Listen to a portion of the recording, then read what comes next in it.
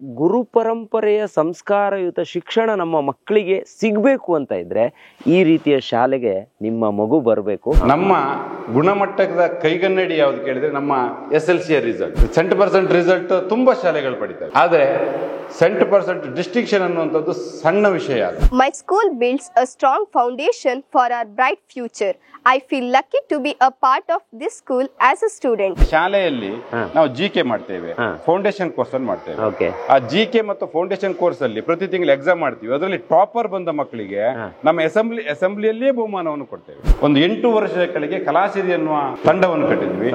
ಈಗಾಗಲೇ ನಾವು ನಮ್ಮ ತಾಲೂಕು ಭಾಗದಲ್ಲಿ, ನಮ್ಮ ತಾಲೂಕಿನಲ್ಲಿ ಒಂದು 15 ಪ್ರದರ್ಶನಗಳನ್ನು ನಮ್ಮ ತಂಡ ಕೊಟ್ಟಿದೆ. ಇವತ್ತು ಸ್ಪರ್ಧಾತ್ಮಕ ಜಗತ್ತಿನಲ್ಲಿ ನಾವು ಮಗುವನ್ನು ಚಿಕ್ಕಂದಿನಿಂದಲೇ ನಾವು ರೆಡಿ ಮಾಡುವ ಅವಶ್ಯಕತೆ ಇದೆ. ಆದ್ರಿಂದ 6ನೇ ಕ್ಲಾಸ್ನಿಂದ 10ನೇ ಕ್ಲಾಸ್ ತನಕ ಮಗುವಿಗೆ ಫೌಂಡೇಶನ್ ಕೋರ್ಸ್ ಅನ್ನು ಕೊಡ್ತಾ ಇದ್ದೀವಿ. I love my school because in our school, along with the academic activities, equal importance is given to the sports. ನಮ್ಮ ಶಾಲೆಯಲ್ಲಿ ಓದುವ ಮಕ್ಕಳು ಮುಂದೆ ಸಮಾಜಕ್ಕೆ ಒಂದು ಕೊಡುಗೆ ಆಗಬೇಕು. ನಮ್ಮ ಹಿಂದಿನ ಸಂಪ್ರದಾಯಗಳೇನಿದೆ, ನಮ್ಮ ಆಚರಣೆಗಳಿದೆ, ಅದರ ರಾಯಭಾರಿಗಳಾಗಬೇಕು ಅನ್ನೋದು ನಮ್ಮ ಆಸೆ ಇತ್ತು. ಪ್ರತಿ ತಿಂಗಳು CET NEET ಸಂಬಂಧಪಟ್ಟಂತೆ ಎಕ್ಸಾಮ್ ನಡೆಯುತ್ತೆ. ನಮ್ಮ ಶಿಕ್ಷಣ ಸಂಸ್ಥೆಯಲ್ಲಿ ಸಂಸ್ಕಾರಯುತ ಮೌಲ್ಯಾಧಾರಿತ ಶಿಕ್ಷಣವನ್ನು ಕೊಡ್ತಾ ಬಂದಿದ್ದೇವೆ. ಈಗ ನಮ್ಮದು ಹಾಸ್ಟೆಲ್ ಫೆಸಿಲಿಟಿ ಮುಂದಿನ ಶೈಕ್ಷಣಿಕ ವರ್ಷದಿಂದ ನಮ್ದು ಹಾಸ್ಟೆಲ್ ಫೆಸಿಲಿಟಿ ಅನ್ನೋದು ಪ್ರಾರಂಭ ಆಗ್ತಾ ಇದೆ. ಫೌಂಡೇಶನ್ ಕೋರ್ಸ್ ಕ್ಲಾಸಸ್ ಅಲ್ಲಿ ನಾವು ಕೇವಲ NEET ಮತ್ತೆ CET ಕೋಚಿಂಗ್ ಗಳಿಗೆ ಮಾತ್ರ ಆದ್ಯತೆಯನ್ನು ನೀಡ್ತಾ ಇಲ್ಲ. ಅದರೊಂದಿಗೆ ಮುಂಬರುವ KAS, IAS, KPSC ಹಾಗೂ UPSC ಅಂತಹ ಮುಖ್ಯವಾದ ಎಕ್ಸಾಮ್ಗಳಿಗೂ ಕೂಡ ನಾವು ಕೋಚಿಂಗ್ ಅನ್ನು ನೀಡ್ತಾ ಇದ್ದೇವೆ. ಯಾರಾದ್ರೂ ಈಗ ದೂರ ಊರಿನವರು ಯಾರಾದ್ರೂ ಈ ವಿಡಿಯೋನ ನೋಡ್ತಾ ಇದ್ರೆ, ಸೊ ಅಂಥವ್ರು ಇಲ್ಲಿ ಬಂದು ಉಳ್ಕೊಳ್ಳೋದು ಹೆಂಗಪ್ಪ, ನಮ್ಗೆ ಯಾರು ಕಾಂಟ್ಯಾಕ್ಟ್ ಇಲ್ಲ ಅಂತ ಏನು ತಲೆ ಕೆಡಿಸ್ಕೊಳ್ಳೋ ಅವಶ್ಯಕತೆ ಇಲ್ಲ. ಡಿಸ್ಪ್ಲೇಲಿ ಕಾಣ್ತಿರುವಂಥ ನಂಬರ್ಗೆ ಕಾಂಟ್ಯಾಕ್ಟ್ ಮಾಡಿ ನಿಮಗೆ ಫ್ರೀ ಆಗಿ ಇಲ್ಲಿ ಇದ್ದು ಉಳಿದುಕೊಂಡು ಕ್ಯಾಂಪಸ್ ಅನ್ನೆಲ್ಲ ನೋಡ್ಕೊಂಡು ಹೋಗೋದಕ್ಕೆ ಅವಕಾಶ ಇದೆ. 2 ರಾತ್ರಿ ಅವರಿಗೆ ಫ್ರೀ ಅಕಾಮಿಡೇಷನ್. ಪ್ರಿಯ ವೀಕ್ಷಕರೇ ನಮಸ್ಕಾರ. ಕಾರ್ಯಕ್ರಮವನ್ನು ನೋಡಿ ಸುಮ್ಮನಾಗಬೇಡಿ, ನಮ್ಮ ವಾಹಿನಿಯನ್ನ ಸಬ್ಸ್ಕ್ರೈಬ್ ಮಾಡ್ಕೊಳ್ಳಿ. ಹಾಯ್ ಹಲೋ ನಮಸ್ಕಾರ ವೀಕ್ಷಕರೇ, ನಾನು ಸಂದೀಪ್ ಶೆಟ್ಟಿ ಹೆಗ್ಗದ್ದೆ. ಇದು ಹೆಗ್ಗದ್ದೆ ಸ್ಟುಡಿಯೋ. ವೀಕ್ಷಕರೇ, ನಾನಿವತ್ತು ಮಂದರ್ತಿಗೆ ಬಂದಿದ್ದೀನಿ. ಸೊ ಮಂದರ್ತಿಯ ಸಮೀಪವೇ ಇರುವಂತಹ ಒಂದು VSS ಆಂಗ್ಲ ಮಾಧ್ಯಮ ಶಾಲೆಯ ಮುಂಭಾಗದಲ್ಲಿದ್ದೀನಿ. ನಾನು ಇಲ್ಲಿಗೆ ಯಾಕೆ ಬಂದಿದ್ದೀನಿ ಅಂತ ಹೇಳಿದ್ರೆ, ಇಲ್ಲಿ ಪ್ರಾಚೀನ ಗುರು ಪರಂಪರೆಯ ಸಂಸ್ಕಾರಯುತ ಶಿಕ್ಷಣವನ್ನ ಕೊಡ್ತಾರೆ ಅನ್ನೋದು ಗೊತ್ತಾಯಿತು. ಈಗ ನನ್ನ ಹಿಂದೆ ನೋಡಿ, ನಿಮಗೆ ಇದು ಹಂಚಿನ ಮಾಡಿದ್ದು ನೀವು ನೋಡಿದ್ರೆ ಗೊತ್ತಾಗುತ್ತೆ. ಅಂದರೆ ಕರಾವಳಿ ಭಾಗದಲ್ಲಿ ಬಹುತೇಕ ಈ ರೀತಿಯ ಶಾಲೆಗಳು ಇರೋದು ತುಂಬ ಕಡಿಮೆ. ಈ ಥರ ಗುರು ಪರಂಪರೆಯ ಸಂಸ್ಕಾರಯುತ ಶಿಕ್ಷಣ ನಮ್ಮ ಮಕ್ಕಳಿಗೆ ಸಿಗಬೇಕು ಅಂತ ಇದ್ದರೆ ಈ ರೀತಿಯ ಶಾಲೆಗೆ ನಿಮ್ಮ ಮಗು ಬರಬೇಕು. ಸೊ ಇಲ್ಲಿಗೆ ಬಂದರೆ ಯಾವ ರೀತಿಯ ಶಿಕ್ಷಣ ಸಿಗುತ್ತೆ ಅನ್ನುವಂಥ ಸಂಪೂರ್ಣವಾದ ವಿವರಣಾತ್ಮಕ ವಿಡಿಯೋ ಇದು ಅಂತ ಹೇಳೋಕೆ ಇಷ್ಟಪಡ್ತೀನಿ. ದಯವಿಟ್ಟು ಈ ವಿಡಿಯೋನ ಕಂಪ್ಲೀಟ್ ಆಗಿ ನೋಡಿ. ಸೊ ನಿಮ್ಮ ಹತ್ತಿರದವರು ಯಾರಾದರೂ ತಮ್ಮ ಮಗುವನ್ನು ಒಂದು ಒಳ್ಳೆಯ ವಿದ್ಯಾಸಂಸ್ಥೆಗೆ ಸೇರಿಸಬೇಕು ಅನ್ನುವಂಥ ಮನೋಭಿಲಾಷೆಯಲ್ಲಿ ಇದ್ದರೆ ಅಂಥವರಿಗೂ ಈ ವಿಡಿಯೋನ ತಲುಪಿಸ್ಬಿಡಿ, ಶೇರ್ ಮಾಡಿ ಅಂತ ಹೇಳೋಕೆ ಇಷ್ಟಪಡ್ತೀನಿ. ನೋಡಿ, ಒಂದು ಮಗು ಕರಾವಳಿ ಭಾಗದಲ್ಲಿ ಪ್ರಕೃತಿ ಮಡಿಲಲ್ಲಿ ಓದಬೇಕು, ಸಂಸ್ಕಾರಯುತ ಶಿಕ್ಷಣ ಸಿಗಬೇಕು. ಇಲ್ಲಿರುವಂಥ ಪ್ರತಿ ಮಕ್ಕಳು ಟೀಚರ್ನ ಅಥವಾ ಮಾಸ್ಟ್ರನ್ನ ಸರ್ ಮೇಡಮ್ ಅಂತ ಕರೆಯೋದೇ ಇಲ್ಲ. ಅದಕ್ಕೆ ಒಂದು ಪದಾನೇ ಇದೆ. ಇಲ್ಲಿಗೆ ಬಂದರೆ ನಿಮಗೆ ಸುಮಾರು ವಿಚಾರದಲ್ಲಿ ಖುಷಿ ಆಗುತ್ತೆ. ಮಾತಾಜಿ ಗುರೂಜಿ ಅಂತ ಸಂಬೋಧನೆ ಮಾಡ್ತಾರೆ. ಜೊತೆಗೆ ಇಲ್ಲಿ ಕಳೆದ ಬಾರಿ SSLCಯಲ್ಲಿ 100% ರಿಸಲ್ಟ್ ಬಂದಿದೆ. ಅದ್ರ ಜೊತೆಗೆ ಪ್ರತಿ ಒಂದು ಮಗು ಕೂಡ ಡಿಸ್ಟಿಂಕ್ಷನಲ್ಲಿ ಪಾಸ್ ಆಗಿದೆ. ಅಂದರೆ 100% ಡಿಸ್ಟಿಂಕ್ಷನ್ ರಿಸಲ್ಟ್ ಕೂಡ ಇಲ್ಲಿ ಸಿಕ್ಕಿದೆ. ಕೇವಲ ಓದು ಮಾತ್ರ ಅಲ್ಲ, ಆಟೋಟಕ್ಕಿರ್ಬೋದು ಅಥವಾ ನಮ್ಮಲ್ಲಿರುವಂತಹ ಕಲೆಗಳಿಗೂ ಕೂಡ ಇಲ್ಲಿ ಹೆಚ್ಚಿನ ಪ್ರಾಮಿನೆನ್ಸನ್ನು ಕೊಡ್ತಾರೆ. ಹಾಗಾಗಿ ಈ ಒಂದು ಸಂಸ್ಥೆಯ ಬಗ್ಗೆ ಇವತ್ತು ಡೀಟೇಲ್ ಆಗಿ ತಿಳ್ಕೊಂಡು ಬರೋಣ ಅಂತಾನೆ ಈ ವಿಡಿಯೋನ ಮಾಡ್ತಾ ಇದ್ದೀನಿ. ಬನ್ನಿ, ಈ ವಿದ್ಯಾಸಂಸ್ಥೆಯ ಬಗ್ಗೆ ಇನ್ನೂ ಸಾಕಷ್ಟು ಮಾಹಿತಿಯನ್ನ ಇಲ್ಲಿನ ಮುಖ್ಯಸ್ಥರಾಗಿರುವಂತಹ ಪ್ರತಾಪ್ ಹೆಗ್ಡೆ ಅವರಿಂದ ತಿಳ್ಕೊಬರೋಣ. ಸರ್, ಕಾರ್ಯಕ್ರಮಕ್ಕೆ ಸ್ವಾಗತ. ನಮಸ್ತೆ. ಎಸ್, ನಿಮ್ಮ ವಿದ್ಯಾಸಂಸ್ಥೆಗೆ ಬಹಳ ದಿನಗಳಿಂದ ಬರಬೇಕು ಅಂತ ಅನ್ಕೊಂಡಿದ್ವಿ. ಇವತ್ತು ಮಂದರ್ತಿಗೆ ಬಂದಿದ್ವಿ, ಹಾಗಾಗಿ ಇದು ನಿಯರ್ ಬೈ ಇರೋದ್ರಿಂದ ಇಲ್ಲಿಗೆ ಬಂದ್ವಿ. ಸರ್, ಒಂದು ವಿಚಾರ ನೋಡಿದ್ರೆ ಇಲ್ಲೆಲ್ಲ ಸುತ್ತಲೂ ಮರಗಿಡಗಳಿದೆ. ಒಂದು 2-2.5 ಎಕರೆ ಜಾಗದಲ್ಲಿ ನಿಮ್ಮ ಒಂದು ಸ್ಕೂಲ್ ಇದೆ. ಸೊ ಈ ಸ್ಕೂಲ್ನ ಬಗ್ಗೆ ಒಂದೆರಡು ಆರ್ಟಿಕಲ್ ಅನ್ನ ನಾನು ಈ ಭಾಗದ ಮಾಧ್ಯಮದವರಿಂದ ತರಿಸ್ಕೊಂಡು ಓದಿದ್ದೆ. ಸೊ ಅದರಲ್ಲಿ ಎಷ್ಟು ಚೆನ್ನಾಗಿ ನೀಟಾಗಿ ಬರೆದಿದ್ದಾರೆ ಅಂತ ಹೇಳಿದ್ರೆ, ಇಲ್ಲಿ ಇಂಗ್ಲಿಷ್ ಮೀಡಿಯಂ ಸ್ಕೂಲನ್ನು ಮಾಡೋದೇ ಒಂದು ರೀತಿಯಲ್ಲಿ ಕಷ್ಟ ಇತ್ತು, ಇಲ್ಲಿನ ಮಕ್ಕಳಿಗೆಲ್ಲ ತುಂಬ ಕಷ್ಟಗಳಿತ್ತು, ಎಲ್ಲೋ ದೂರ ದೂರ ಶಾಲೆಗಳಿಗೆ ಹೋಗಬೇಕಿತ್ತು ಅಂತೆಲ್ಲ ಅದರಲ್ಲಿ ಮೆನ್ಷನ್ ಮಾಡಿದರು. ಆ ಎಲ್ಲ ಮಕ್ಕಳ ಅಥವಾ ಎಲ್ಲ ಪೇರೆಂಟ್ಸ್ಗಳ ಕನಸನ್ನು ನೀವು ನನಸು ಮಾಡಿದ್ದೀರಾ. ಸೊ ಎಷ್ಟು ಭಿನ್ನವಾಗಿದೆ ನಿಮ್ಮ ಶಾಲೆ ಅಂತ ಹೇಳಿದ್ರೆ, ಬಹುಶಃ ಈ ವಿಡಿಯೋ ತುಂಬ ಲಾಂಗ್ ಆಗ್ಬೋದೇನೋ. ನಾನು ಪ್ರತಿಯೊಂದನ್ನು ಹೇಳ್ತಾ ಹೋದರೆ ಇಲ್ಲಿರುವಂಥ ಈಗ ಗುರು ಪರಂಪರೆಯ ಒಂದು ಶಿಕ್ಷಣ ಇರ್ಬೋದು, ಅಥವಾ ತಂದೆ ತಾಯಿಯವರಿಗೆ ಮಕ್ಕಳೇ ಪೂಜೆ ಮಾಡೋದಿರ್ಬೋದು, ಅಥವಾ ಸಾಂಸ್ಕೃತಿಕವಾಗಿ ನೀವು ಮಕ್ಕಳು ಬೆಳಿಬೇಕು ಅಂತ ಹೇಳ್ಬಿಟ್ಟು ಒಂದು ಕಲಾಸಿರಿ ಅಂತ ಒಂದು 200 ಮಕ್ಕಳ ತಂಡವನ್ನು ಕಟ್ಟಿ ಬೇರೆ ಬೇರೆ ಭಾಗಗಳಲ್ಲಿ ಹೋಗಿ ಅವರಿಗೆ ಒಂದು ವೇದಿಕೆಯನ್ನು ಕಲ್ಪಿಸಿಕೊಡೋದಿರ್ಬೋದು, ಅಥವಾ ಆಟೋಟಕ್ಕೆ ನೀವು ಕೊಡುವಂಥ ಪ್ರಾಮಿನೆನ್ಸ್ ಇರ್ಬೋದು. ಪ್ರತಿಯೊಂದಕ್ಕೂ ಪ್ರತಿ ಮಗು ಇಲ್ಲಿ ಆರೋಗ್ಯಯುತವಾಗಿ ಓದಬೇಕು ಅಂದರೆ ಇವ್ರು ಕೊಡುವಂಥ ಫುಡ್ ಕೂಡ ಯಾವುದೇ ಕೆಮಿಕಲ್ ಇರೋದಿಲ್ಲ, ಅಥವಾ ಜಂಕ್ ಫುಡ್ಗಳನ್ನು ಇವರು ಇಲ್ಲಿ ಅಲೋನೆ ಮಾಡೋದಿಲ್ಲ ಅಲ್ವಾ ಸರ್? ಇಲ್ಲ, ನಮ್ಮಲ್ಲಿ ಜಂಕ್ ಫುಡ್ ಗಳಿಗೆ ಯಾವುದೇ ಅವಕಾಶ ಇಲ್ಲ. ಬೆಳಿಗ್ಗೆ ಮಕ್ಕಳು 11 ಗಂಟೆಗೆ ಮನೆಯಿಂದ ಟಿಫಿನ್ ತರ್ತಾರೆ, ಅದು ಮನೆಯಲ್ಲೇ ಮಾಡಿದಂತ ಮನೆಯ ತಾಯಂದಿರೇ ಅವರ ತಾಯಂದಿರೇ ರಚಿಸಿದಂತ ತಿಂಡಿ ಆಗ್ಬೇಕು ಹೊರತು ಅಂಗಡಿ ತಿಂಡಿಗಳನ್ನು ಇಲ್ಲಿ ತರ್ಲಿಕ್ಕಿಲ್ಲ. ಎಸ್, ಈ ವಿದ್ಯಾಸಂಸ್ಥೆ ಬಗ್ಗೆ ಇನ್ನೂ ಸಾಕಷ್ಟು ಮಾಹಿತಿ ಬೇಕು ಸರ್. ಎಷ್ಟು ಭಿನ್ನ ಈ ಶಿಕ್ಷಣ ಸಂಸ್ಥೆ ಅಂತ ಈಗ ಓವರ್ ಆಲ್ ನೋಡೋಕೆ ಹೋದ್ರೆ ನೋಡಿ, ನಮ್ಮಲ್ಲಿ ಈ ಹಿಂದಿನ ವರ್ಷದ ನಾವು ರಿಸಲ್ಟ್ ಅಂತ ತಗೊಂಡ್ರೆ 100% ಫಲಿತಾಂಶ, 100 ಫಲಿತಾಂಶ ಮಾತ್ರವಲ್ಲದೆ 100% ಡಿಸ್ಟಿಂಕ್ಷನ್ ಅನ್ನು ನಾವು ತಂದಿದ್ದೇವೆ. ಇದು ಸಾಧ್ಯನೇ ಇಲ್ಲ ಸರ್ ಬೇರೆ ಕಡೆ. ಇದಕ್ಕೆ ಒಂದು 10 ವರ್ಷಗಳ ನಮ್ಮ ನಿರಂತರ ನಮ್ಮ ಶ್ರಮ ಇದೆ, ನಮ್ಮ ಟೀಚರ್ಸ್ ಶ್ರಮ ಇದೆ. ಯಾಕಂತ ಹೇಳಿದ್ರೆ ನಾವು ಪ್ರತಿ ಶನಿವಾರ ಸಂಸ್ಥೆಯಲ್ಲಿ ಕಲಿಕೆಯಲ್ಲಿ ಹಿಂದುಳಿದಿರಂತ ಮಕ್ಕಳು, ಅಂದ್ರೆ ಬೇರೆ ಬೇರೆ ಕಾರಣಗಳಿಂದಾಗಿ ಸ್ವಲ್ಪ ಕಲಿಕೆ ಬಗ್ಗೆ ಆಸಕ್ತಿಯನ್ನು ತೋರೋದಿಲ್ಲ ಅಂತ ಮಕ್ಕಳಿಗೆ ಪ್ರತಿ ಶನಿವಾರ ಆ ಮಕ್ಕಳನ್ನು ನಮ್ಮ 15 ಬಸ್ಗಳಲ್ಲಿ ಕೇವಲ ಅದೇ ಮಕ್ಕಳನ್ನು ತರಲಿಕ್ಕೋಸ್ಕರ ಆ ಬಸ್ಗಳನ್ನ ನಾವು ವಿನಿಯೋಗಿಸ್ತೇವೆ. ಆ ಮಕ್ಕಳನ್ನು ತಂದು ಅವರಿಗೆ ಸಪರೇಟ್ ಆಗಿ ಶಿಕ್ಷಣವನ್ನು ಶನಿವಾರ ಕೊಡ್ತೇವೆ ಪುನಃ. ಆದ್ರಿಂದಾಗಿ ನಮ್ಗೆ SLC ಯಲ್ಲಿ 100% ಡಿಸ್ಟಿಂಕ್ಷನ್ ಅನ್ನು ತಗೊಳ್ಳಿಕ್ಕೆ ಸಾಧ್ಯ. ನಮಸ್ತೆ, ನನ್ನ ಹೆಸರು ಕಲ್ಯಾಣಿ. ನಾನು 10ನೇ ತರಗತಿಯಲ್ಲಿ ಓದುತ್ತಿದ್ದೇನೆ. ಕೋ-ಕರಿಕ್ಯುಲರ್ ಆಕ್ಟಿವಿಟೀಸ್ ಎಂದರೆ ಶಾಲೆಯ ಮುಖ್ಯ ಪಠ್ಯಕ್ರಮದ ಜೊತೆಗೆ ಸ್ಕಿಲ್ ಡೆವಲಪ್ಮೆಂಟ್ಗಾಗಿ ನಡೆಯುವ ಪಠ್ಯೇತರ ಚಟುವಟಿಕೆಗಳು. ನಮ್ಮ ಶಾಲೆಯಲ್ಲಿ ಭರತನಾಟ್ಯ, ಯಕ್ಷಗಾನ, ಕರಾಟೆ, ಶಾಸ್ತ್ರೀಯ ಸಂಗೀತ ಮತ್ತು ಆರ್ಟ್ ಆ್ಯಂಡ್ ಕ್ರಾಫ್ಟ್ ಕ್ಲಾಸ್ಗಳನ್ನು ಪರಿಣಿತಿ ಪಡೆದ ಶಿಕ್ಷಕರಿಂದ ನೀಡಲಾಗುತ್ತಿದೆ. ಇದರಿಂದ ಗ್ರಾಮೀಣ ಭಾಗದ ವಿದ್ಯಾರ್ಥಿಗಳಾದ ನಮ್ಮಲ್ಲಿ ಸೆಲ್ಫ್ ಕಾನ್ಫಿಡೆನ್ಸ್ ಹೆಚ್ಚಾಗುತ್ತಿದೆ. ಹಾಗೆಯೇ ನಮ್ಮ ಪ್ರತಿಭೆಯನ್ನು ಪ್ರದರ್ಶಿಸಲು ನಮ್ಮ ಶಾಲೆಯೇ ಅವಕಾಶ ಮಾಡಿಕೊಟ್ಟಿದೆ. ಅದೇ ನಮ್ಮ ಕಲಾಸಿರಿ ಕಾರ್ಯಕ್ರಮಗಳು. ಈ ಕಾರ್ಯಕ್ರಮಗಳಲ್ಲಿ ಹಲವಾರು ಕಲಾ ಪ್ರಕಾರಗಳನ್ನು ಒಂದೇ ವೇದಿಕೆಯ ಮೇಲೆ ಪ್ರದರ್ಶಿಸುತ್ತೇವೆ. ಈಗಾಗಲೇ ಸುತ್ತಮುತ್ತಲಿನ ಅನೇಕ ಊರುಗಳಲ್ಲಿ ನಾವು ಈ ಕಾರ್ಯಕ್ರಮಗಳನ್ನು ನೀಡಿದ್ದೇವೆ. ಇದರಿಂದ ನಮಗೆ ಅನೇಕ ಅಪೂರ್ವ ಅನುಭವಗಳು ಸಿಕ್ಕಿವೆ.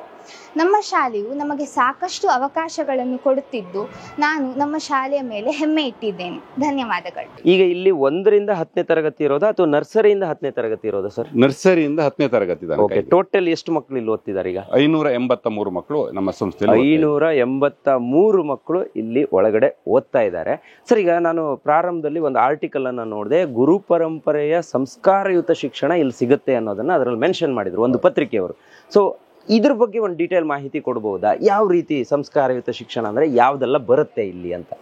ನಮ್ಗೆ ಸಂಸ್ಥೆಯನ್ನು ಪ್ರಾರಂಭ ಮಾಡುವಾಗ ನಮ್ಮಲ್ಲಿ ಒಂದು ಸ್ಪಷ್ಟವಾದ ಗುರಿ ಇತ್ತು. ನಮ್ಮ ಮಕ್ಕಳು, ನಮ್ಮ ಶಾಲೆಯಲ್ಲಿ ಓದ ಮಕ್ಕಳು ಮುಂದೆ ಸಮಾಜಕ್ಕೆ ಒಂದು ಕೊಡುಗೆ ಆಗ್ಬೇಕು, ನಮ್ಮ ಹಿಂದಿನ ಸಂಪ್ರದಾಯಗಳೇನಿದೆ, ನಮ್ಮ ಆಚರಣೆಗಳಿದೆ, ಅದರ ರಾಯಭಾರಿಗಳಾಗಬೇಕು ಅನ್ನೋದು ನಮ್ಮ ಆಸೆ ಇತ್ತು.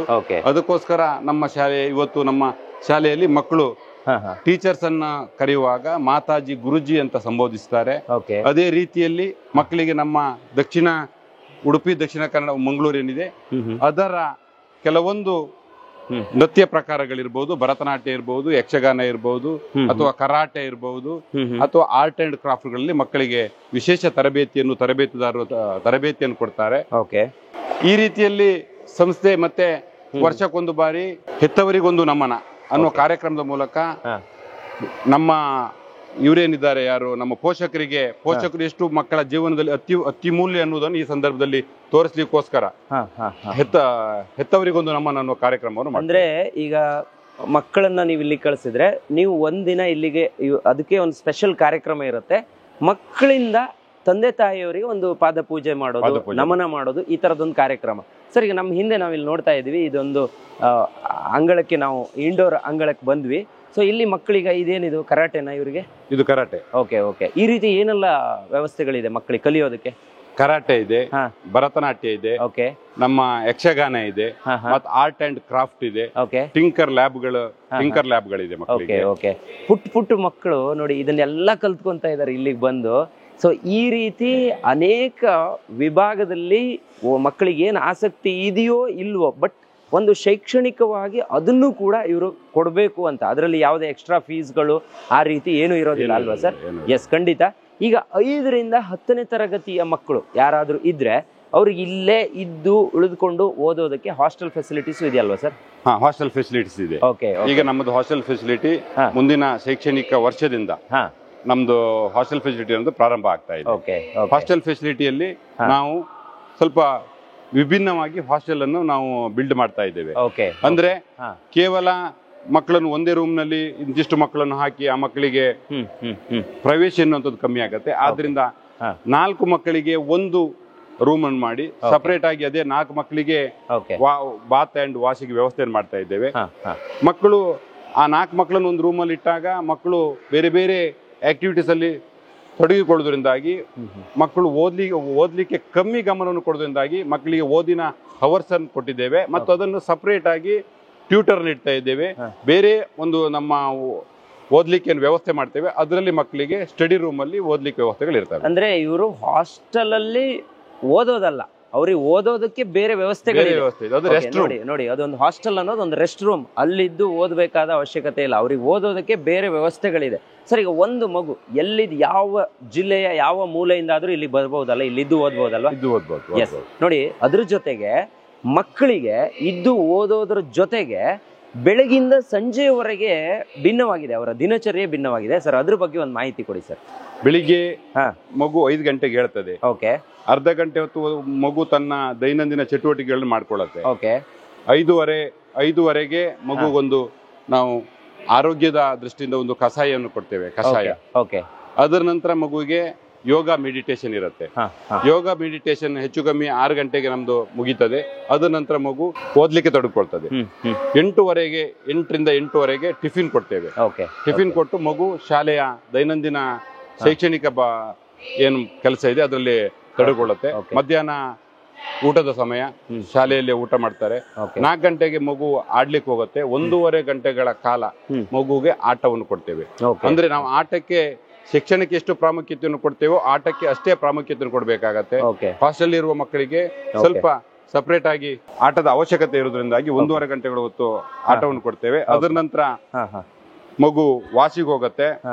ವಾಶ್ ಮಾಡ್ಕೊಂಡು ಬಂದ ನಂತರ ಒಂದು ಸ್ನಾಕ್ಸ್ ಇರುತ್ತೆ. ಸ್ನಾಕ್ಸ್ ಆದ ನಂತರ ಭಜನ್ ಇರುತ್ತೆ. ಒಂದು ಅರ್ಧ ಗಂಟೆಗಳ ಹೊತ್ತು ಭಜನ್ ಇರುತ್ತೆ. ಭಜನ್ ನಂತರ ಮಗು ಪುನಃ ತನ್ನ ಸ್ಟಡಿ ರೂಮಿಗೆ ಹೋಗುತ್ತೆ. ಸ್ಟಡಿ ರೂಮ್ ಅಲ್ಲಿ ಟ್ಯೂಟರ್ ಇರ್ತಾರೆ. ಅಲ್ಲಿ ಮಗು 9:30 ತನಕ ಓದ್ತದೆ. 9:30ಗೆ ಊಟಕ್ಕೆ ಬರ್ತದೆ. ಊಟಕ್ಕೆ ಬಂದ ಮಗು ಊಟ ಆದ ನಂತರ ಒಂದು 1/4 ಗಂಟೆ ವಾಕಿಂಗ್ ಇರುತ್ತೆ. 10 ಗಂಟೆಗೆ ಮಗು ಹಾಸ್ಟೆಲ್ಗೆ ಹೋಗ್ತದೆ. ಅಂದ್ರೆ ಬೆಳಿಗ್ಗೆ ಯೋಗಾಭ್ಯಾಸದಿಂದ ಹಿಡಿದು ಅವನ ಆರೋಗ್ಯದ ಬಗ್ಗೆನೂ ನೀವು ತುಂಬಾ ಕಾಳಜಿಯನ್ನ ಕೊಡ್ತೀರಾ. ಇವತ್ತಿನ ಮಕ್ಕಳಿಗೆ ಅದು ಬೇಕೇ ಬೇಕು. ಯಾಕಂದ್ರೆ ಏನೇನೋ ತಿನ್ನೋದು ಆತರ ಫುಡ್ಗಳಿಗೆ ನಿಮ್ಮಲ್ಲಿ ಅಲೋ ಇಲ್ಲ ಅನ್ನೋದು. ಅದ್ರ ಜೊತೆಗೆ ಮಕ್ಕಳಿಗೆ ಓದಿನ ಜೊತೆಗೆ CET ಇರ್ಬಹುದು, ನೀಟ್ ಇರ್ಬಹುದು, JEE ಇರ್ಬಹುದು, ಇದಕ್ಕೆಲ್ಲ ಪ್ರಿಪೇರ್ ಆಗೋದಕ್ಕೂ ಕೂಡ ಇಲ್ಲಿ ಅವಕಾಶಗಳಿದೆ. ಅದಕ್ಕೂ ಯಾವುದೇ ಫೀಸ್ ಇಲ್ಲ ಅನ್ನೋದನ್ನ ಕೇಳ್ಕೊಳ್ಳಿ. ನಾವು ಇವತ್ತು ಸ್ಪರ್ಧಾತ್ಮಕ ಜಗತ್ತಿನಲ್ಲಿ ನಾವು ಮಗುವನ್ನು ಚಿಕ್ಕಂದಿನಿಂದಲೇ ನಾವು ರೆಡಿ ಮಾಡುವ ಅವಶ್ಯಕತೆ ಇದೆ. ಆದ್ರಿಂದ 6ನೇ ಕ್ಲಾಸ್ನಿಂದ 10ನೇ ಕ್ಲಾಸ್ ತನಕ ಮಗುವಿಗೆ ಫೌಂಡೇಶನ್ ಕೋರ್ಸ್ ಅನ್ನು ಕೊಡ್ತಾ ಇದ್ದೀವಿ. CET ಇರ್ಬೋದು, ನೀಟ್ ಇರ್ಬೋದು, JEE ಇರ್ಬೋದು. ಇಲ್ಲಿ ನಮ್ದು ಪ್ರತಿ ವಾರ ಅದಕ್ಕೆ ಸಂಬಂಧಪಟ್ಟಂತ ತರಗತಿಗಳು ನಡೆಯುತ್ತೆ. ಮತ್ತೆ ಪ್ರತಿ ತಿಂಗಳು ಮಗುವಿಗೆ ಎಕ್ಸಾಮ್ ಮಾಡ್ತೇವೆ. ಪ್ರತಿ ತಿಂಗಳು ಎಕ್ಸಾಮ್ ಪ್ರತಿ ತಿಂಗಳು CET ನೀಟ್ ಸಂಬಂಧಪಟ್ಟಂತೆ ಎಕ್ಸಾಮ್ ನಡೆಯುತ್ತೆ.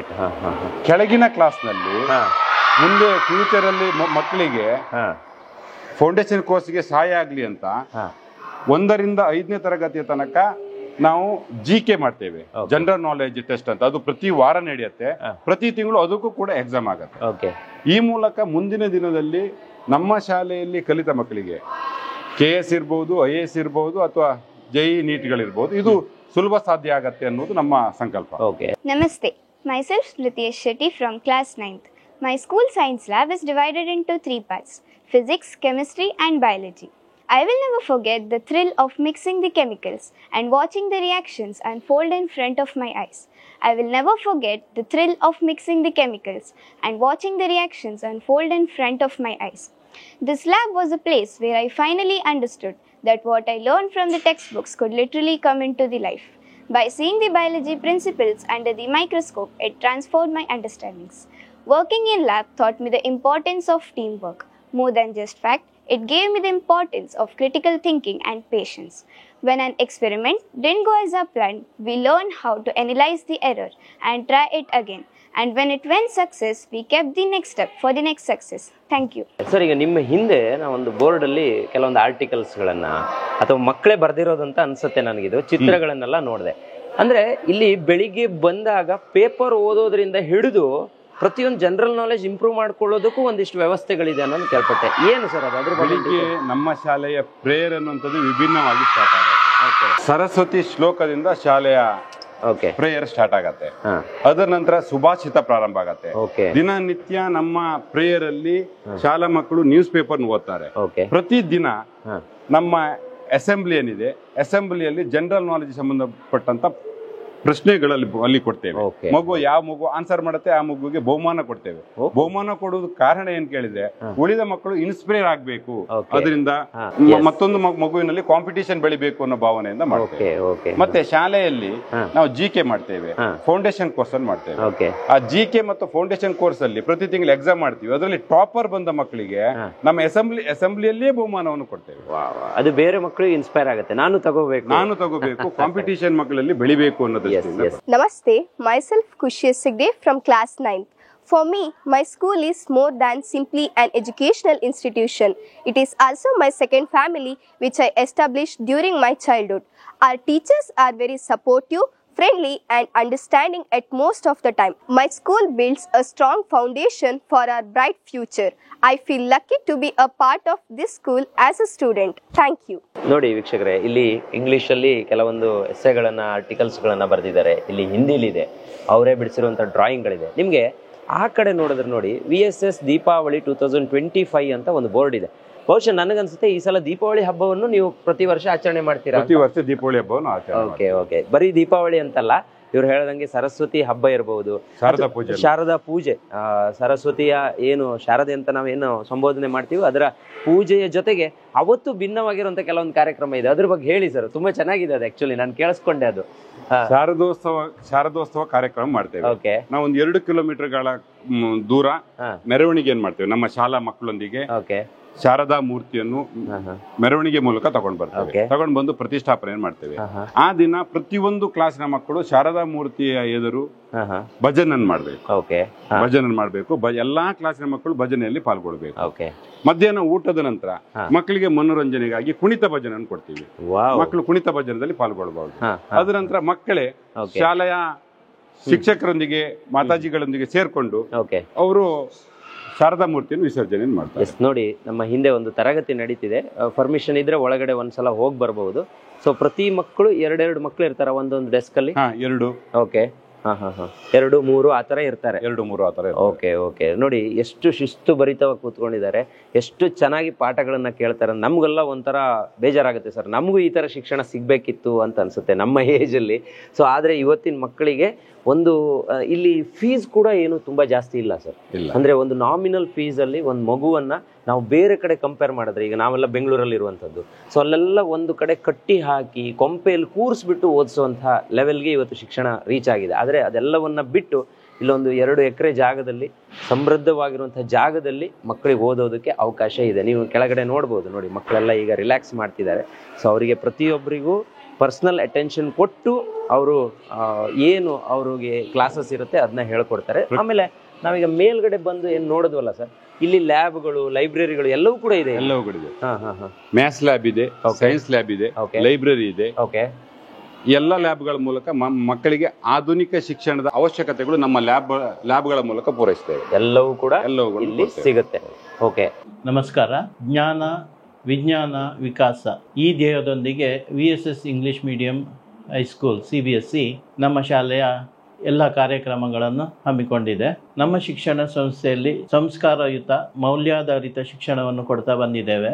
ಇಲ್ಲಿಯ ಮಕ್ಕಳಿಗೆ ನಾವು ಗುರು ಪರಂಪರೆಯ ಶಿಕ್ಷಣವನ್ನು ಕೊಡಬೇಕು, ಭಾರತೀಯ ಪರಂಪರೆಯ ಶಿಕ್ಷಣವನ್ನು ಕೊಡಬೇಕಂತೇಳಿ ನಾವು ಬಯಸಿ ನಾವು ಇಲ್ಲಿಯ ಶಿಕ್ಷಕರನ್ನು ಮತ್ತು ಶಿಕ್ಷಕಿಯರನ್ನು ಗುರೂಜಿ ಮತ್ತು ಮಾತಾಜಿ ಎಂದು ನಾವು ಸಂಬೋಧಿಸುತ್ತೇವೆ. ಶಿಕ್ಷಕರು ಕೂಡ ಇದನ್ನು ಪಾಲಿಸಿಕೊಂಡು ಬರ್ತಾ ಇದ್ದೇವೆ.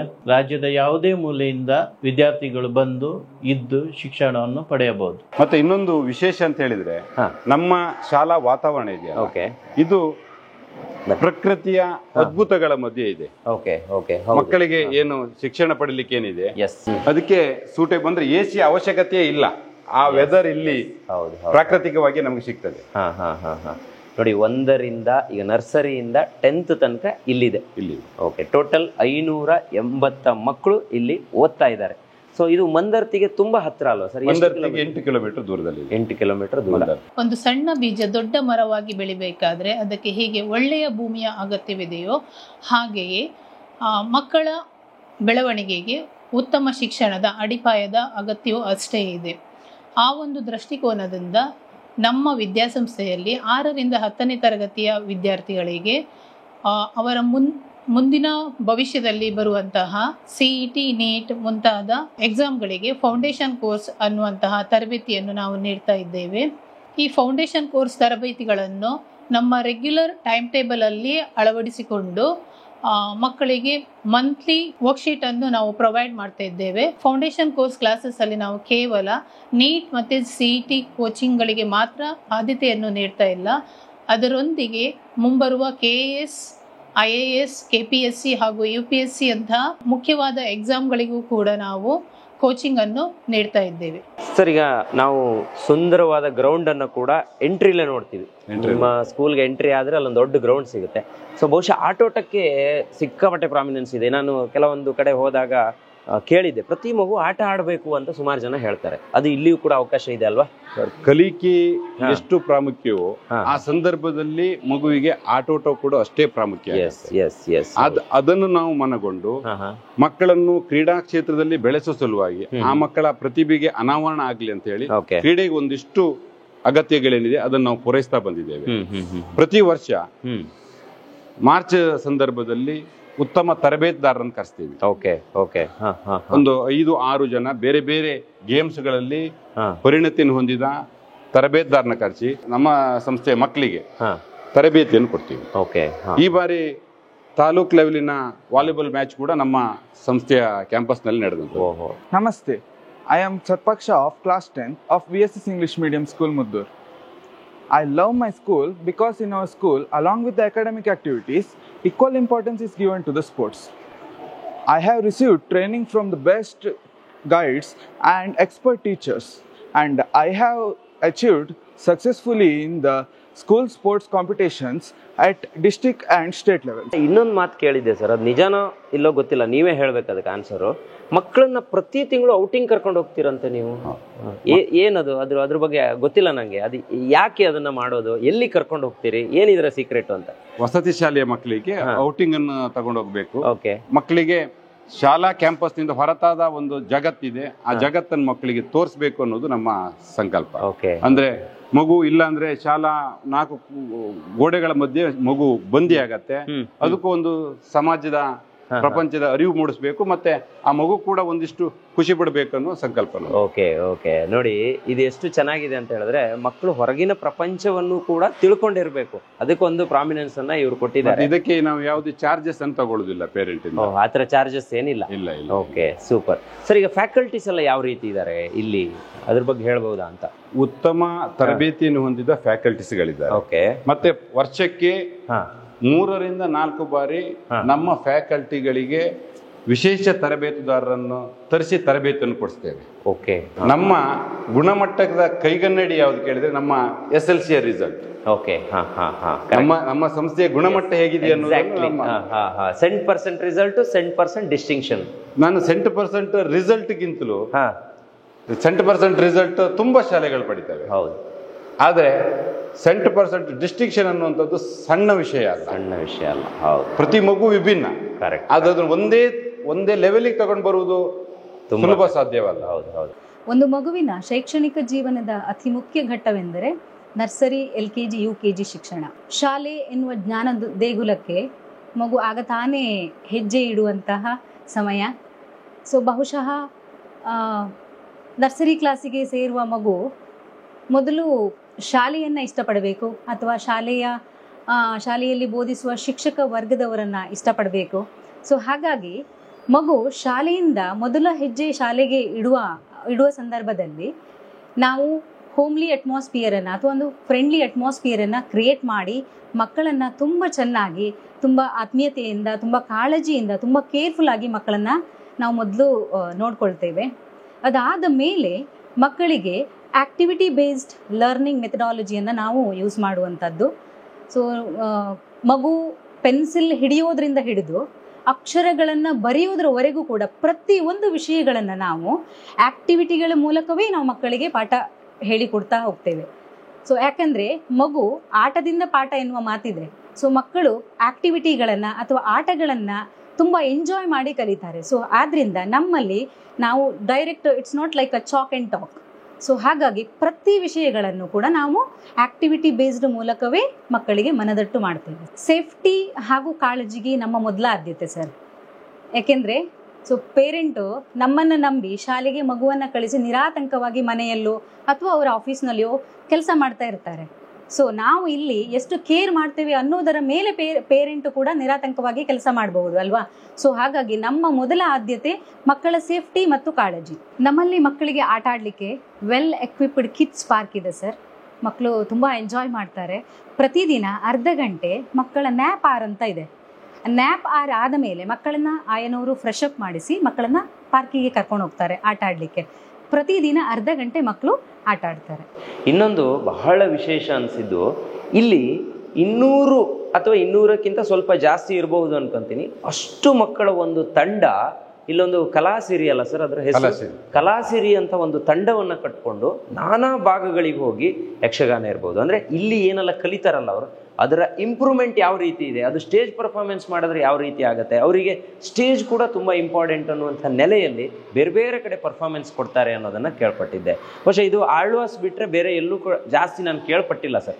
ಇದು ಇಲ್ಲಿ ಇರೋದು ನಂಗೆ ನಿಜವಾಗ್ಲೂ ಖುಷಿ ಆಯಿತು. ಅದು ಯಾವ ರೀತಿ ವರ್ಕ್ ಆಗುತ್ತೆ? 10 ವರ್ಷದಿಂದ ನಮ್ಮ ತಂಡ ಇದ್ರ ಬಗ್ಗೆ ಕೆಲಸ ಮಾಡ್ತಾ ಇದೆ. ಓಕೆ, ಇದಕ್ಕೆ ಇದು ಉದ್ದೇಶ ಏನ್ ಕೇಳಿದ್ರೆ, ನಾವು ಶಿಶಿಯನ್ನು ಕೊಡ್ತೇವೆ, ಯಕ್ಷಗಾನ ಕೊಡ್ತೇವೆ, ಭರತನಾಟ್ಯ ಕೊಡ್ತೇವೆ, ಬೇರೆ ಬೇರೆ ಕಲಾ ಪ್ರಕಾರಗಳನ್ನ ಹೇಳಿಕೊಡ್ತೇವೆ.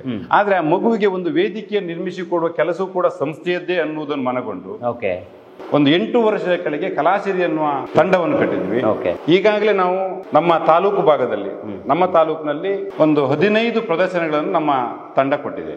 ಈ ಮೂಲಕ ಮಕ್ಕಳು ಆ ಕಾರ್ಯಕ್ರಮ ನೋಡಿದ್ರೆ ಒಂದು ಅದ್ಭುತವಾದ ಕಾರ್ಯಕ್ರಮ. ಆ ಮಕ್ಕಳು ಪಾಲ್ಗೊಳ್ಳೋ ರೀತಿ, ಆ ಮಕ್ಕಳ ಸಂತೋಷ, ಮತ್ತೆ ನಮ್ಗೆ ಇನ್ನೊಂದು ಖುಷಿ ಅಂತ ಕೇಳಿದ್ರೆ, ಏನ್ ನಾವು ಸಿಸಿಯಲ್ಲಿ ಕೊಟ್ಟಿರ್ತೀವಿ, ಪೇರೆಂಟ್ಸಿಗೆ ಗೊತ್ತಾಗತ್ತೆ ನನ್ನ ಮಗು ಏನ್ ಕಲ್ತಿದೆ ಅಂತ. ಏನ್ ಕಲ್ತಿದೆ ಅನ್ನೋದಕ್ಕೊಂದು ವೇದಿಕೆ. ಎಸ್ ನೋಡಿ, ಸುಮಾರು ಬಸ್ಗಳ ವ್ಯವಸ್ಥೆ ಇದೆ ಇಲ್ಲಿ. ಅಕ್ಕಪಕ್ಕ ಸುತ್ತಮುತ್ತ ಇರುವ ಯಾವ ಊರುಗಳಿಂದ ಇಲ್ಲಿ ಬರ್ತಿದ್ದಾರೆ ಸರ್ ಈಗ ಮಕ್ಕಳು? ಹೆಬ್ರಿ, ಬ್ರಹ್ಮವರ, ಸೈಬ್ರಕಟ್ಟೆ, ಹಾಲಾಡಿ, ಹೆಂಗವಳ್ಳಿ, ಬೆಳುವೆ, ಮಡಮಕ್ಕಿ ಭಾಗ. ನೋಡಿ, 17 ಸಾರಿಗೆಗೆ ಬಸ್ಗಳಿದೆ. ಇದನ್ನ ಬಿಟ್ಟು ರಾಜ್ಯದ ಮೂಲೆಯಿಂದನೂ ಕೂಡ ಮಕ್ಕಳು ಬರ್ಬೋದು. ಈಗ ಸಪೋಸ್ ರಾಜ್ಯ ಬಿಟ್ಟು ಬೇರೆ ಕಡೆ ಇರುವಂತಹ ಕನ್ನಡಿಗರು ತಮ್ಮ ಮಗುವನ್ನ ಇಲ್ಲಿ ಸೇರಿಸಿ ಅವನು ಇಲ್ಲೇ ಇದ್ದು ಓದ್ಬೇಕಂದ್ರೂ ಕೂಡ ಮುಂದಿನ ಶೈಕ್ಷಣಿಕ ವರ್ಷದಿಂದ ಅದಕ್ಕೂ ಕೂಡ ಅವಕಾಶ ಇದೆ. ಸಂದೀಪ್ ಶೆಟ್ರೆ, ಈ ಬಾರಿ ನಮ್ಮ ಹೈಸ್ಕೂಲ್ ಬಿಲ್ಡಿಂಗ್ ಮತ್ತೆ ವಸತಿ ಬಿಲ್ಡಿಂಗ್ ಸ್ಟಾರ್ಟ್ ಆಗ್ತಾ ಇದೆ. ವಿದ್ಯಾ ವಿಹಾರ್ ಮತ್ತೆ ವಿದ್ಯಾಭವನ್ ನಮ್ಮ ಪ್ರೌಢಶಾಲಾ ಬಿಲ್ಡಿಂಗ್, ವಿದ್ಯಾ ವಿಹಾರ್ ನಮ್ಮ ಹೈಸ್ಕೂಲ್ ಬಿಲ್ಡಿಂಗ್. ಇದಕ್ಕೆ ಕಾರಣ ಆದದ್ದು, ಹೋದ ವರ್ಷ ನಮ್ಮ SLC ರಿಸಲ್ಟ್ ಏನ್ ಬಂತು, ಅದರ ನಂತರ ನಮ್ಮ ಶಾಲೆಗೆ ಸೇರ್ಪಡೆಯಾಗವರ ಸಂಖ್ಯೆ ಜಾಸ್ತಿ. ಇನ್ನೊಂದು ಕೇಳಿದ್ದೆ ಸರ್ ನಾನು, ಈಗ ಸಪೋಸ್ ದೂರದಿಂದ ಪೇರೆಂಟ್ಸ್ಗಳು ತಮ್ಮ ಮಗುವನ್ನ ನೋಡೋದಕ್ಕೋ ಅಥವಾ ಮಗುವನ್ನ ಸೇರಿಸೋದಕ್ಕೋ ಕ್ಯಾಂಪಸ್ ನೋಡೋದಕ್ಕೋ ಬಂದ್ರು ಅಂದ್ರೆ ಅವ್ರಿಗೆ ಫ್ರೀ ರೂಮ್ ಕೂಡ ಕೊಡ್ತಿರಲ್ಲ ನೀವು? ರೆಸಿಡೆನ್ಸಿ ವ್ಯವಸ್ಥೆ ನಮ್ಮದಿದೆ ನೋಡಿ. ಯಾರಾದ್ರೂ ಈಗ ದೂರ ಊರಿನವರು ಯಾರಾದ್ರೂ ಈ ವಿಡಿಯೋನ ನೋಡ್ತಾ ಇದ್ರೆ, ಸೊ ಅಂಥವ್ರು ಇಲ್ಲಿ ಬಂದು ಉಳ್ಕೊಳ್ಳೋದು ಹೆಂಗಪ್ಪ, ನಮ್ಗೆ ಯಾರು ಕಾಂಟ್ಯಾಕ್ಟ್ ಇಲ್ಲ ಅಂತ ಏನು ತಲೆ ಕೆಡಿಸ್ಕೊಳ್ಳೋ ಅವಶ್ಯಕತೆ ಇಲ್ಲ. ಡಿಸ್ಪ್ಲೇಲಿ ಕಾಣ್ತಿರುವಂಥ ನಂಬರ್ಗೆ ಕಾಂಟ್ಯಾಕ್ಟ್ ಮಾಡಿ ನಿಮಗೆ ಫ್ರೀ ಆಗಿ ಇಲ್ಲಿ ಇದ್ದು ಉಳಿದುಕೊಂಡು ಕ್ಯಾಂಪಸ್ ಅನ್ನೆಲ್ಲ ನೋಡ್ಕೊಂಡು ಹೋಗೋದಕ್ಕೆ ಅವಕಾಶ ಇದೆ. 2 ರಾತ್ರಿ ಅವರಿಗೆ ಫ್ರೀ ಅಕಾಮಿಡೇಷನ್. ಓಕೆ, ನೋಡಿ ಒಳ್ಳೆಯ ಹೋಟೆಲ್ ಅಲ್ಲಿ ವಸತಿ ವ್ಯವಸ್ಥೆ ಮಾತ್ರ. ಊಟಕ್ಕೆ ಮಾತ್ರ ಅವ್ರು ನೋಡ್ಕೋಬೇಕು. ಊಟಕ್ಕೆ ನೋಡ್ಬೇಕು. ನಮ್ಮ ಊರಿಗೆ ಬಂದ್ರೆ ತಲೆನೋವ ಇಲ್ಲ. ಸ್ಟಾರ್ ಕ್ಯಾಟಗರಿ ವಸತಿ ವ್ಯವಸ್ಥೆ. ಓಕೆ, ನೋಡಿ ನಮ್ಮ ಊರಿಗೆ ಬಂದ್ರೆ ಊಟಕ್ಕೆಲ್ಲ ನೀವು ತಲೆ ಕೆಡಿಸ್ಕೊಳ್ಳೋ ಅವಶ್ಯಕತೆನೇ ಇಲ್ಲ. ನಮ್ಮ ಎಲ್ಲ ದೇವಸ್ಥಾನಕ್ಕೆ ಹೋದ್ರು ನಮ್ಮಲ್ಲಿ ಊಟ ಇರುತ್ತೆ, ದೇವರ ದರ್ಶನನೂ ಆಗುತ್ತೆ. ಸೊ ನಮ್ಮ ಕರಾವಳಿ ಭಾಗಕ್ಕೆ ಬಂದ್ರೆ ಇದರಲ್ಲಿ ತುಂಬಾ ವ್ಯಾಲ್ಯೂ ಇದೆ. ಸೊ ಅಂತಹ ಒಂದು ದೇವರ ಮಡಿಲಲ್ಲಿರುವಂಥ ಒಂದು ವಿದ್ಯಾಸಂಸ್ಥೆ ಇದು. ಸೊ ಈ ವಿದ್ಯಾಸಂಸ್ಥೆಯ ಬಗ್ಗೆ ಒಂದಿಷ್ಟು ಮಾಹಿತಿಯನ್ನು ಕೊಡುವಂಥ ಪ್ರಯತ್ನವನ್ನು ನಾನು ಮಾಡಿದ್ದೀನಿ. ಡಿಸ್ಪ್ಲೇ ಅಲ್ಲಿ ಕಾಂಟ್ಯಾಕ್ಟ್ ನಂಬರ್ ಇರುತ್ತೆ, ಆ ನಂಬರ್ಗೆ ನೀವು ಕಾಂಟ್ಯಾಕ್ಟ್ ಮಾಡಿ. ಅದ್ರ ಜೊತೆಗೆ ಡಿಸ್ಕ್ರಿಪ್ಷನ್ ಬಾಕ್ಸಲ್ಲಿ ಇಲ್ಲಿಯ ಗೂಗಲ್ ಮ್ಯಾಪ್ ಲೊಕೇಶನ್ನು, ಅಡ್ರೆಸ್ಸು, ಪ್ರತಿಯೊಂದು ಡೀಟೇಲ್ಸನ್ನು ಕೊಟ್ಟಿರ್ತೀನಿ. ಒಮ್ಮೆ ಕಂಪ್ಲೀಟಾಗಿ ರೀಡ್ ಮಾಡ್ಕೊಳ್ಳಿ ಅಂತ ಹೇಳೋಕೆ ಇಷ್ಟಪಡ್ತೀನಿ. ಸರ್, ಈಗ ದೂರದ ಊರಿಂದ ಅಥವಾ ಅತ್ಯುನ್ನತ ಮಾರ್ಕ್ಸ್ಗಳನ್ನು ಪಡೆದಿರುವಂಥ ಕೆಲವೊಂದು ಮಕ್ಕಳುಗಳು ಇಲ್ಲಿಗೆ ಬರಬಹುದು. ಸೊ ಅಂಥವರೆಲ್ಲ ಬಂದರೆ ನಮ್ಮ ಹೆಗ್ಗದ್ದೆ ಸ್ಟುಡಿಯೋಸ್ ನೋಡ್ಕೊಂಡು ಯಾರಾದರೂ ಬಂದರೆ ಅವ್ರಿಗೊಂದು ಸ್ಪೆಷಲ್ ಕನ್ಸೆಷನ್ ನಿಮ್ಮ ಕಡೆಯಿಂದ ಇರಲಿ ಅಂತ ನಾನು ಅನ್ಕೊಂತೀನಿ ಸರ್. 100ಕ್ಕೆ 100. ಎಸ್ 100%, 100ಕ್ಕೆ 100 ಇರುತ್ತಂತೆ. ಸೊ ಅದನ್ನು ಕೂಡ ನೀವು ಸದ್ವಿನಿಯೋಗ ಮಾಡ್ಕೊಳ್ಳಿ. ಸರ್, ಇವತ್ತಿನ ಕಾರ್ಯಕ್ರಮದಲ್ಲಿ ನೀವು ನಮ್ಮ ಜೊತೆ ಜಾಯ್ನ್ ಆದ್ರಿ, ಇಷ್ಟೆಲ್ಲ ಮಾಹಿತಿಯನ್ನು ಕೊಟ್ರಿ. ನೋಡಿ, ಈಗ ನಾವು ನಿಂತಿರೋದು ಕಂಪ್ಯೂಟರ್ ಲ್ಯಾಬ್ ಇದು. ಸೊ ಈ ಥರದ ಎಲ್ಲ ವ್ಯವಸ್ಥೆಯ ಲ್ಯಾಬ್ಗಳು ಕೂಡ ಇಲ್ಲಿದೆ. ಆಮೇಲೆ ಹಂಚಿನ ಇದಿದೆ, ಮೇಲ್ಚಾವಣಿ ಇದೆ. ಅದನ್ನ ನೋಡೋದೇ ಒಂಥರ ಖುಷಿ ಆಗುತ್ತೆ. ಇಲ್ಲಿ ಯಾವುದೇ ಹೀಟ್ ಆಗೋದಿಲ್ಲ. ಕರಾವಳಿ ಭಾಗ ಸ್ವಲ್ಪ ಹೀಟ್ ಅಂತಾರೆ, ಆದರೆ ಇಲ್ಲಿ ನೋಡಿ ಈಗ ಫ್ಯಾನ್ ಗೀನ್ ಏನು ಬೇಕು ಅಂತಿಲ್ಲ, ಅಷ್ಟು ತಣ್ಣಗಿದೆ. ಅದೊಂದು ವ್ಯವಸ್ಥೆ ಕೂಡ ಇಲ್ಲಿದೆ ಅಂತ ಹೇಳ್ತಾ ಇವತ್ತಿನ ಕಾರ್ಯಕ್ರಮದಲ್ಲಿ ನೀವು, ನಿಮ್ಮ ಇಡೀ ಶಾಲಾ ವೃಂದ, ಮಕ್ಕಳು ಎಲ್ಲರೂ ಕೂಡ ನಮ್ಮ ಕಾರ್ಯಕ್ರಮದಲ್ಲಿ ಭಾಗಿಯಾದರು. ಸೊ ಎಲ್ಲರಿಗೂ ಕೂಡ ಹೆಗ್ಗದ್ದೆ ಸ್ಟುಡಿಯೋ ಕಡೆಯಿಂದ ತುಂಬ ಧನ್ಯವಾದ sir. Thank you. Thank you. Yes sir, ನೋಡಿದ್ರಲ್ಲ ವೀಕ್ಷಕರೇ, ಇದು ಈ ಹೊತ್ತಿನ ವಿಶೇಷ. ಸೊ ಈ ವಿದ್ಯಾಸಂಸ್ಥೆ ಬಗ್ಗೆ ನಿಮ್ಗೆ ಏನು ಅನಿಸ್ತು ಅನ್ನೋದನ್ನು ಕಮೆಂಟ್ ಬಾಕ್ಸಲ್ಲಿ ಬರೀರಿ. ನೀವು ಕೂಡ ನೇರವಾಗಿ ಇಲ್ಲಿಗೆ ಬರಬಹುದು. ಯಾರಾದರೂ ಮಂದರ್ತಿಗೆ, ಉಡುಪಿಗೆ, ಬ್ರಹ್ಮಾವರಕ್ಕೆ, ಕುಂದಾಪುರಕ್ಕೆ, ಈ ಭಾಗಕ್ಕೆ, ಕೊಲ್ಲೂರು ಭಾಗಕ್ಕೆ ಯಾರಾದರೂ ಬಂದರೆ ಇಲ್ಲಿಗೆ ಒಮ್ಮೆ ಭೇಟಿ ಕೊಡಿ. ನಿಮ್ಮ ಮಗುವನ್ನು ಇಲ್ಲಿ ಸೇರಿಸಿದ್ರೆ ಆತನ ಭವಿಷ್ಯ ಉಜ್ವಲವಾಗೋದಕ್ಕೆ ಏನೇನು ವ್ಯವಸ್ಥೆಗಳು ಬೇಕೋ ಪ್ರತಿಯೊಂದು ಕೂಡ ಇಲ್ಲಿದೆ ಅಂತ ಹೇಳ್ತಾ ಇವತ್ತಿನ ಕಾರ್ಯಕ್ರಮವನ್ನು ಮುಗಿಸ್ತಾ ಇದ್ದೀನಿ. Stadium Heggadde studio.